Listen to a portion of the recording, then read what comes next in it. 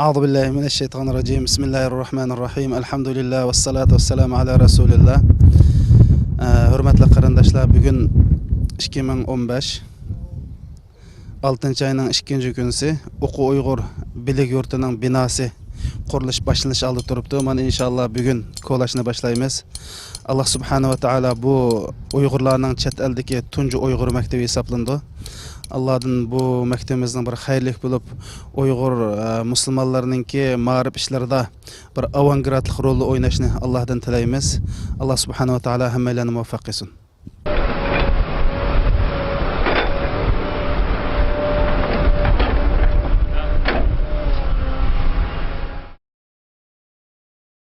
Bismillahirrahmanirrahim. Elhamdülillahi Rabbil alemin. Vessalatu vesselamu ala Resulina Muhammedin ve ala alihi ve sahbihi ecma'in. Qarindaşlarımız, bugün muş körüp turvatkan binayımız bizning yıllardan yaqı ümit qilib qilmoqchi bo'lib kelayotgan iki binanın birisi. Biz bu turvatkan muş zeminimiz 4830 kvadrat metr bo'lib, bununla bir kız bir oğul iki tane bina silinadi. Bu her bir binaga 400'den okuğucu yetip aş binada hem okuyalaydigan bir bina. Bu binanın ki umumi külümü 8600 kvadrat metre olup bununki umumi çıkımı 2 milyon 700 bin dolara putudu.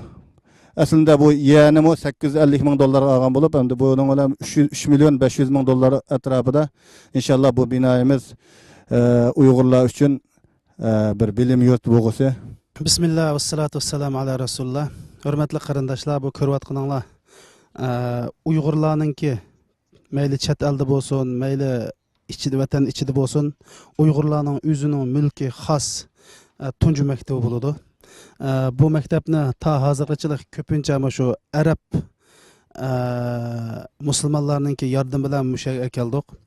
Şunun için bunu körüp turatkan qarindaşlarga aldılan bizning bir duada aslab qo'yishni, ikkinchi jihatdan mushu moddiy va ma'naviy jihatdan yordamni bo'lishini so'raymiz.